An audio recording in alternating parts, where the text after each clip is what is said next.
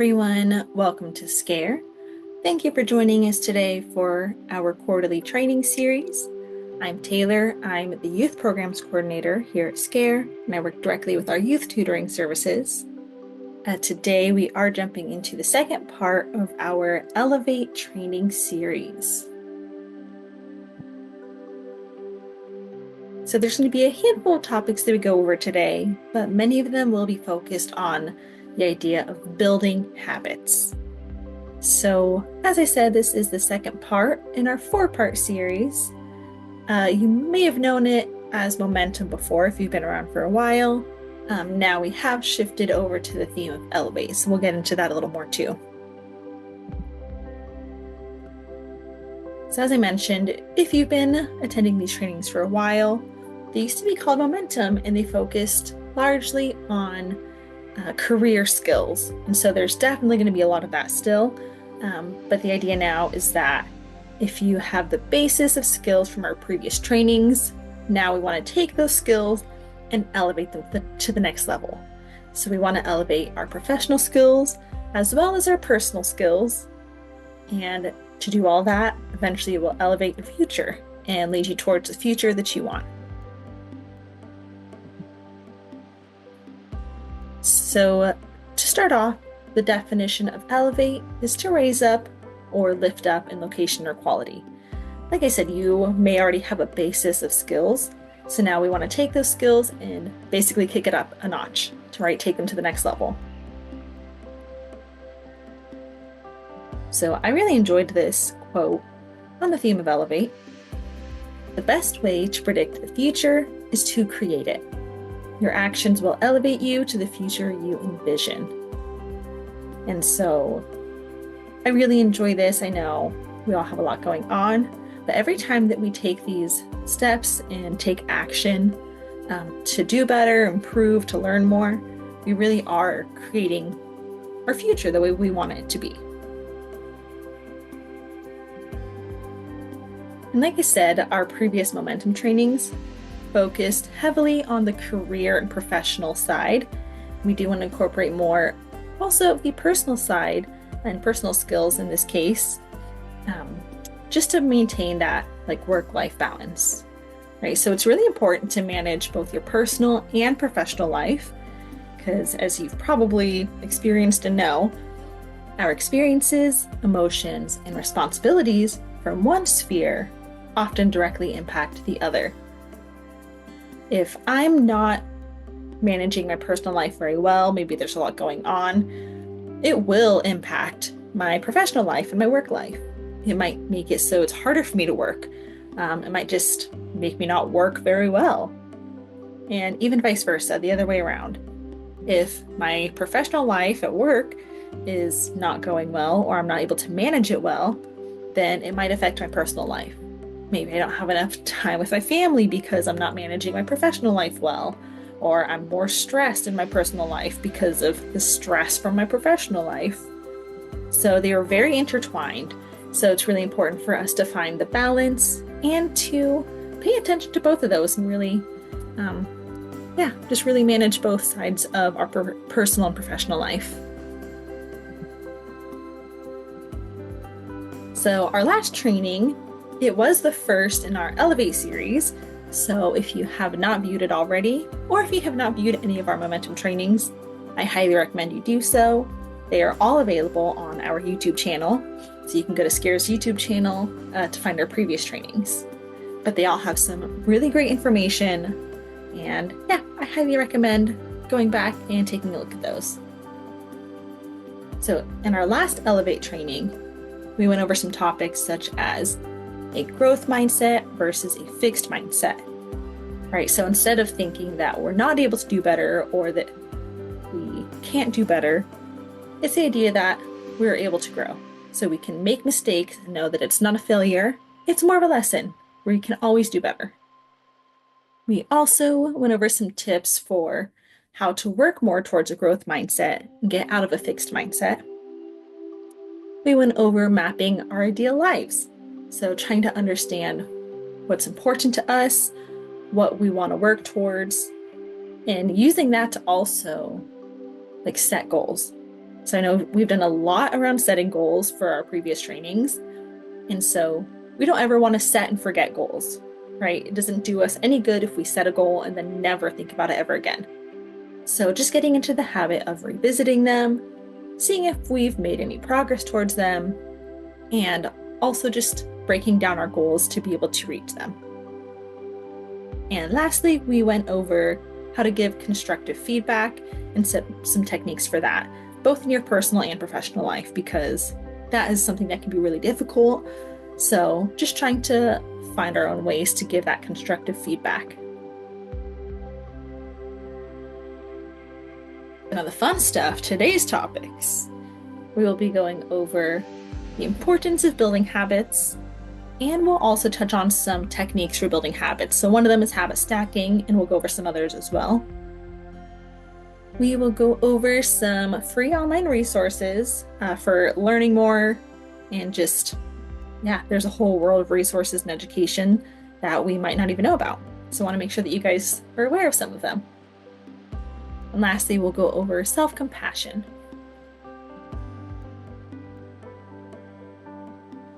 So like I said, we want to make sure that we are bridging the gap between personal and professional life to make sure that we're able to maintain a really good work-life balance. So when we focus on things like intentional habits, self-compassion, continuous learning, and then habit stacking, right? Building the habits, it can really help to manage home routines, help us manage stress. It can increase our productivity and even our health.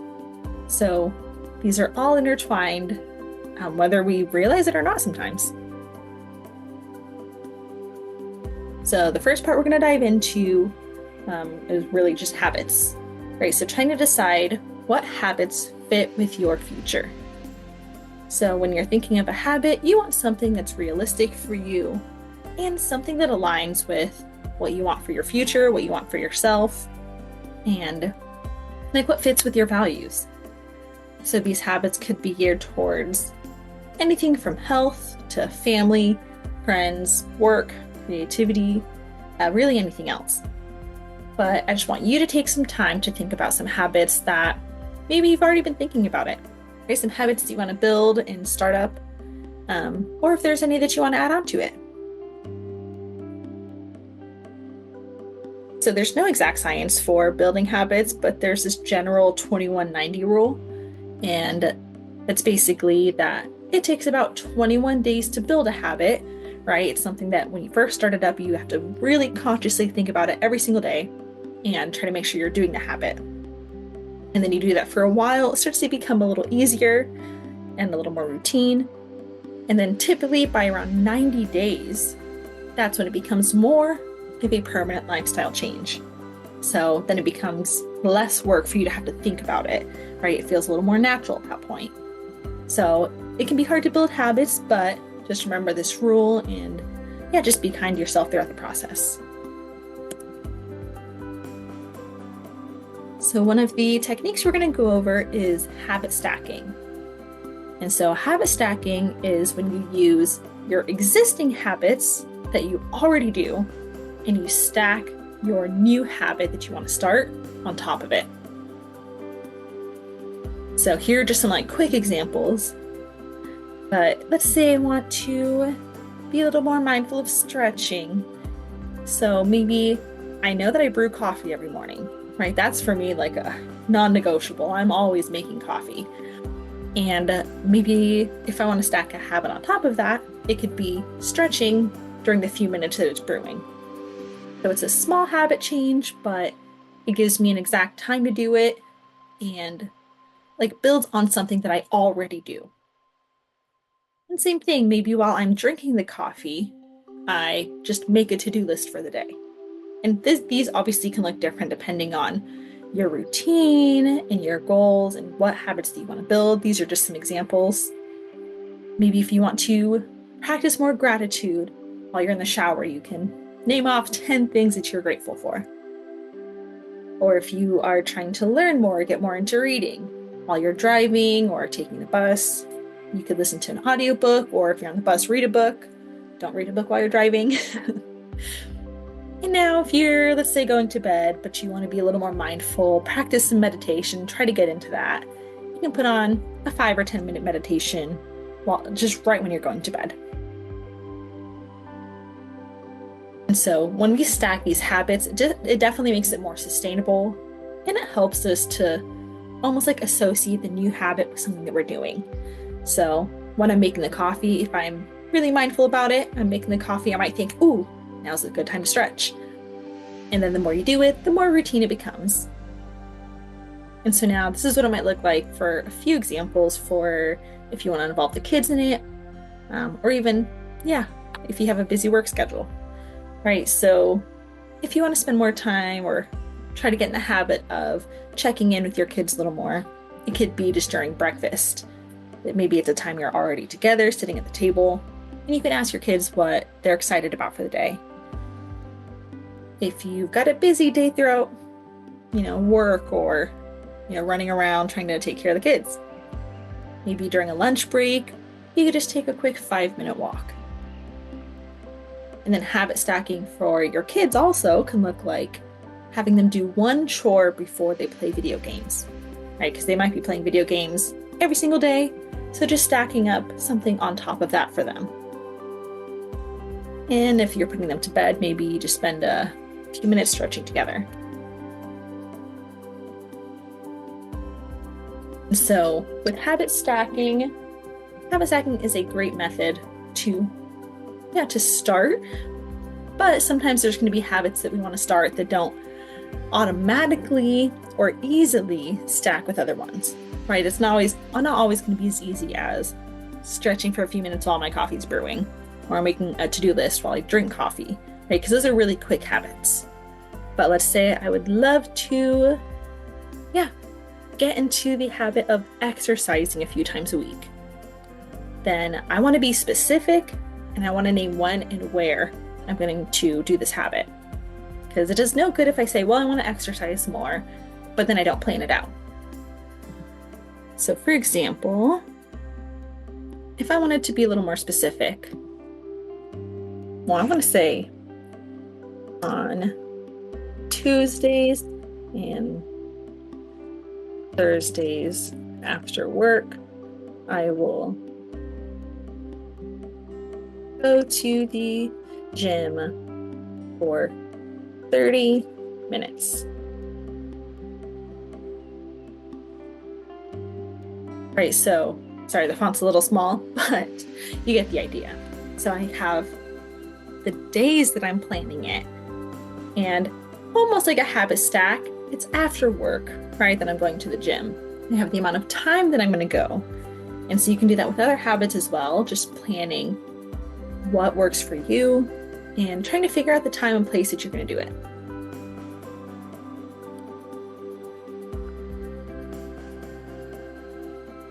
All right, so let's see. Another technique for just trying to be mindful of your habits. So obviously there are habits that maybe we need to do but don't want to do. So there's this method called temptation bundling. And that's where we pair an unappealing task with something that you enjoy. So I really want to be better about walking on the treadmill, every day or every other day. Well, I can watch my favorite Netflix show on my phone or tablet while I'm on the treadmill. And, it might work if I save maybe only my favorite show for that time. And I can't watch the show outside of that. Right, so then I know, well, I have to do the treadmill if I want to watch my favorite show. Or similarly, if you just want to make laundry more fun, play some of your favorite music. Or if you have to do something like budgeting, right, it's never too fun, but pretty necessary most of the time. Pairing that with maybe getting a sweet treat or something after. So just finding ways to encourage yourself to do the unappealing tasks. And I know we do this stuff for kids. A lot of the times, they get a little reward if they clean their room. It also works for us. So that's a fun little way to try to get some tasks done. And so we've talked a lot about specifically building habits, but I also want to go over the idea of friction for not only building habits, but taking away habits. So friction is defined as the resistance that an object encounters when moving over another. So for example, if I want to quit a habit, there's a bad habit that I'm like, I don't want to do that, or I want to do this less, I can add friction to it to make it harder to do. So an example could be, I'm spending way too much time on Facebook. I want to spend less time on it. So I'm going to make it harder to access it. If I delete the Facebook app, it takes more effort to get to, because now I have to go to my web browser, I have to type in my username, my password. And so if I really want to use Facebook, I can do it. But I'm less likely to do it super often if I have to log in like that every time. Or maybe you're trying to get some stuff done at work and you're getting distracted with your phone going off, or phones are a habit, we might be picking it up and grabbing it. So put your phone across the room while you're working, or something that makes it a little bit harder to access it. And so that's kind of like how you can use it to try to be more productive or break habits. But then also when we're building habits, you can take away friction to make habits easier to do. So if I want to be better about taking my vitamins every day, I'm going to keep them on the counter next to a bottle of water, right? I'm taking away the friction. I don't have to look for the vitamins. I don't have to take them out of the cabinet. And I also don't even have to worry about grabbing or pouring a cup of water. It's already there for me, so it makes it easier to do. And then also it could just be keeping something in view. So if I want to read more, I can put my book on the kitchen table or on my nightstand. Or if you're working, instead of putting something I'm working on in a file and putting it off to the side so it's not, doesn't feel like it's in the way. If it's something that's really important and I need to work on, I should keep it in view. So I'll keep it maybe next to my desktop, somewhere that I can see it, and it makes it easier for me to just routinely go back to it. So that's the main stuff that I have for habits. I know we've gone over a lot for the importance of habits and some techniques for building habits or taking away habits. So now we're going to jump into the next part, which is going to be online resources. And so this is something that I think is really fun because the internet is a wonderful place. I know there's some scary stuff on there sometimes, but the internet has so many resources for us, and it can be anything from building your skills, right? It could be, if I want to figure out how to word something a little better, or if I want to figure out how people budget or do their resumes. Even the internet has so much to offer that are easily accessible and free. Maybe it's education. There's some topics that you want to learn more about, go to the internet. Or even things like exercise or recipes. There are so many things that we can access and find online. So the internet, while there's a lot on there, it can be used for good also.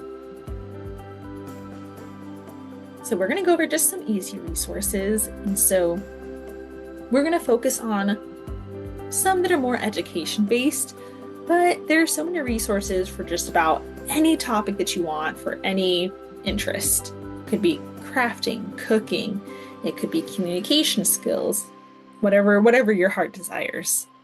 And so, like I said, the internet is great. So not only can I just open up Google and search some things, but if I really want to get in the habit of learning more about certain topics, well, I can find some social media accounts that focused on the topic.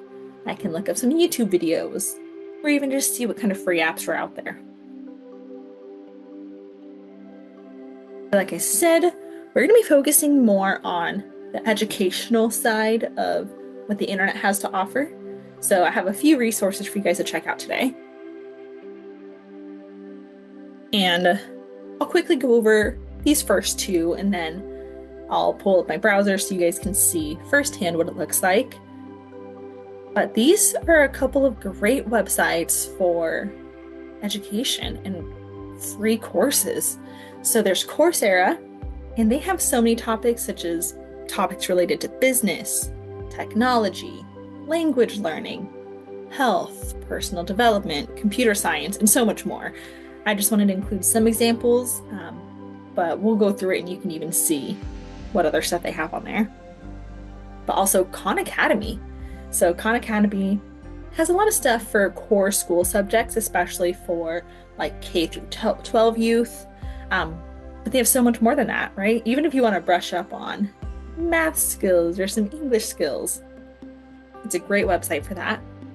And they've added a lot more too. They've added some stuff for life skills, or like financial literacy, internet safety, social media literacy, computing.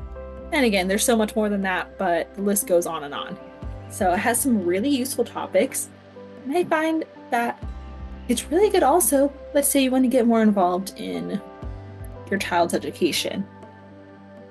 I know that can be really difficult, especially the way that they're doing things in school now is maybe different than you learned, or the topics are a little different. So things like Khan Academy is great for if you want to be able to learn a little bit alongside them to help them out. Like I said, they have a lot of the core school subjects from math, English, history, science. It's a great resource for that. So for starters, let's see if it'll let me. Hope you all can see the screen all right. First, we're going to go over Coursera. I'm not logged in or anything. You will probably have to create a login with your email address for it, but it's free to join. There are a lot of free options on here. So if I go to Coursera, I'm going to go ahead and go to the Explore tab up here, and you can see this first thing. It says take a free course. Free is like the magic word for me. If it's free, then I'm definitely going to look into it. And you can see that they have a lot of different topics on the left. They have all these subjects, right? So you can, if there's certain things you're interested in, you can go ahead and select those and apply it. They have languages. If there's anything you wanted to learn for languages. Different types of learning products. So courses, guided projects, professional certificates even. And like I said, a lot of the stuff is free. They do also have some stuff that might cost a little bit, but you'll see here, like for example, on this First Up Korean, that corner has our magic word free. It has different levels. You can also choose a different duration that you're looking for, different skills, all the fun stuff. But you can kind of see some of the things that they might have to offer, right? So cybersecurity for everyone, or introductory human physiology, financial markets. There are so many things on here, and what's cool is you can see where it's coming from. So for example, this English for Career Development, we see University of Pennsylvania. So these are really good institutions that are actually partnering with Coursera to offer their materials. We see this financial markets. This is from Yale University. So there's some really great resources on here that, we all can learn from. I'll probably be diving into this a little more too. But I just wanted to give you guys a little quick sneak peek of what it looks like and what it has to offer. Feel free to dive in a little more too. But that's Coursera. So now I did want to also show you guys Khan Academy. And so pretty similarly, it's a free account. Khan Academy is pretty much free. There's nothing that's paid on here. Like Coursera has free stuff along with some discounted stuff. Khan Academy is free. And so I'm just going to the Explore tab up here, and you can already see, it might be a little overwhelming, a lot of the topics that they have. They have math for up to 8th grade. They have high school and college math. They've got science, computing, so they have computer programming, coding. They have test prep, economics. And here's that part I was talking about too with life skills. So we have financial literacy, where it goes over things like budgeting and interest rates and all these things that we all wish we learned more about in school. Social media literacy, careers, personal finance. And so I'm not going to name off every single thing that's on here, but I think you guys get an idea of what it has to offer. And yeah, there's even more than what's shown because you can see each topic has this see all life skills or see all computing. So I would just encourage you to go to Khan Academy and yeah, just browse around, see what there is that it has to offer. And like I mentioned, I know that so many parents want to get more involved in their child's education, but it can be super hard, right? The way things are taught are different. It's also been a long time since maybe you've been working on that topic. So look at something like Khan Academy and you can learn alongside them and help them out with things. So let's see, here we go. And I did include the actual URLs for the website. So we have Coursera.org, KhanAcademy.org. And so the last one that I was going to show you guys, because I think this one's really impressive because it's through Stanford. So this one has, I think, more limited topics, but they have a whole section of some free materials. So they cover topics based on AI, cybersecurity, engineering, health and sciences, and even more than that. So let's take a look at Stanford now. So here's the Stanford Online. I'm going to scroll down just a little bit. And right here, there's our magic word, free online courses. And so what's nice too is that, again, I know so many of you guys are busy between work or trying to get back into work, school, managing everything at home, taking care of the kids. So this is a really good flexible way to learn some more. But you can see some of the topics they have: health and medicine, education, engineering, arts and humanities. So let's go to browse all. And up here they have some of the little ways to narrow it down. So right now, there we go, free. They also have some paid ones that might be a little discounted, but for today we're focusing on free. It has the different topics if you wanted to narrow it down. And it even shows the different departments through Stanford. And so you can see, I mean, these are really great. These are Stanford courses, right? And things that are at least backed by Stanford.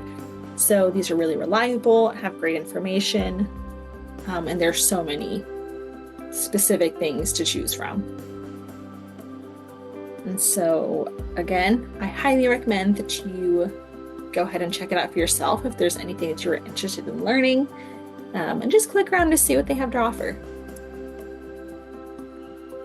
And so like I said, those are just a few examples because we only went over Coursera, Khan Academy, and Stanford Online. There are so many more than that. The internet is what seems like it's limitless with what it has to offer. Or my favorite is YouTube University, which is what I call it, because anytime I need anything answered, I just go to YouTube and type it in. And usually there's something. So that's enough of those online resources. Now, the very last topic that we're going to be getting into today is self-compassion. And so I think this is really important for us to focus on because we spend so much of our energy on goals and working towards the future, and we can be really hard on ourselves. So it's important to be mindful of where you're at and be able to practice self-compassion when things don't go as expected. And that's a really stark jump from online courses into self-compassion, but here we go. So many of us believe being self-critical and hard on ourselves is a good thing and is required for success. And so a lot of the stuff that I have on here, so on this page specifically, this is through Stanford. And so a lot of the self-compassion resources I got through Stanford. So scientific data shows that self-criticism makes us weaker in the face of failure, makes us more emotional, and less likely to assimilate lessons from our failures. Studies are finding that there is a far better alternative to self-criticism, self-compassion. And again, I think this is so important because, I know a lot of us tend to be really hard on ourselves and very critical of, how we do things and where we're at. And so this is something that we can all learn from, right? And everyone can learn self-compassion. So we have the little visual on the right that kind of gives the cycle of self-criticism, right? And so a lot of the times if we fail, we might take it a little bit personally, feel defeated. And so the alternative to that would be self-compassion, right? So understanding that being kind and understanding with oneself, and almost do it like you would with a friend, right? So a lot of the times with my friends, if they make a mistake, I'm not over here saying, how dare you? You made a crazy mistake. What are you? It's actually quite the opposite. Usually I'm like, hey, you're human. That happens. That's not bad at all. Like, just think about it this way. But it's always a different story when I'm saying it to someone else rather than saying it to myself. So I find that it's kind of a neat way to think about self-compassion is understanding how you might treat someone else and trying to apply it to yourself. Also, just finding the common humanity. So yeah, we might make a mistake and it feels like it's just us that's doing it, where we feel like other people aren't making mistakes, but that's so wrong. Everyone's making mistakes. We're all just hiding it in one way or another. And so it's something that makes us very human. And so just understanding that our mistakes are actually a way to learn lessons. So our mistake might make us feel certain emotions and feelings in the moment, but being mindful of that without kind of falling into it too much. So self-compassion leads to greater resilience, increased productivity, and decreased stress. So again, it has some of the comparisons. So self-criticism, we often see things as a failure, but when we are motivated by self-compassion, it becomes more of a learning opportunity. Of course, you may be like, oh, whoops, I can't believe I did that. But then taking it as a time to learn and see how things could have been done differently and how you can do differently in the future. And so self-compassion is likely to improve one's performance after failure. And self-compassion will maintain peace of mind when you're able to actually remain calm in those moments. And you're able to, I guess, like, be fully present when you do make those mistakes, when you're facing a failure or rejection or facing some criticism. You are able to kind of take it in, and instead of, I guess, being defeated, trying to take that as an opportunity to do better, right? Or just be kinder to yourself. And so oftentimes that can lead us to be more productive because we think, well, since this happened, I actually know that I shouldn't do it that way now. Now I can do it this way instead. And then self-compassion also leads to decreased stress. So the studies have shown just like the relationship between like criticizing ourselves and how that like heightens our stress. But when we're kinder to ourselves and more patient with ourselves, that actually can decrease our stress. And so these are just a few exercises for boosting your self-compassion. It's like I said, it can be really natural for us to react with self-criticism. So it is something that we have to build up and practice in order to be better at self-compassion. So some of the things might be writing yourself a letter. So imagine you're writing to your friend, and imagine what a compassionate friend would say to you. Write it down, and then you can read it later on. You can write down your self-talk, right? So write down self-critical words that come to your mind and ask if you would say these words to a friend. Again, it's just that comparison of I'd probably be a lot meaner to myself than I would be to someone else. So trying to think that I should not be that mean to myself. Develop a self-compassion mantra and develop easy to remember self-compassion phrases to help you get a hold of yourself.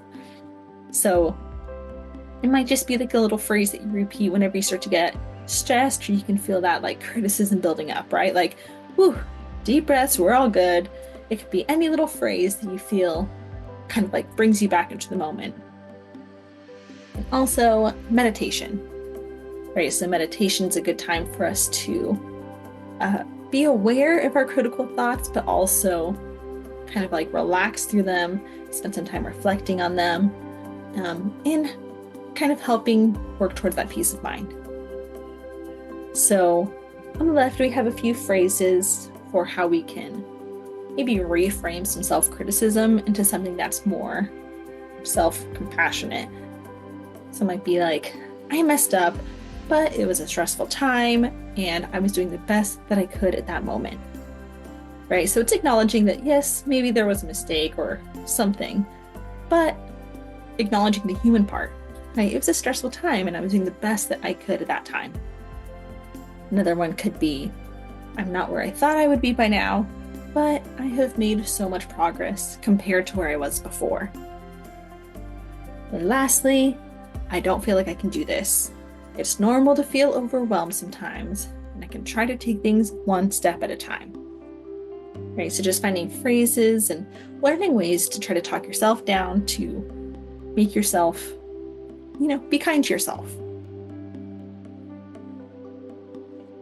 So again, we're kind of wrapping up this self-compassion portion, but we've done everything from going over habit building, techniques for starting habits or quitting habits. We've gone over a few online resources for continued learning and just some reminders to be nice to ourselves, right? So some self-compassion. So I hope this is helpful for you and can help you just to try to find a work-life balance or manage your home life and your professional life. So learning to manage our personal life sets us up for success in our professional life. And on that note, thank you so much for joining today. Please remember to fill out the survey. It'll be linked in the description box below on YouTube, and that can be used to help get work participation hours as long as it's approved by your TANF caseworker. But it's also a great time to let us know what you're interested in, and if there are any topics that you want us to dive into or any feedback that you have for us, please add it to the survey or reach out to us directly. So thank you for joining, and our next quarterly training will be in about 3 months. So stay tuned for that one. Have a great day.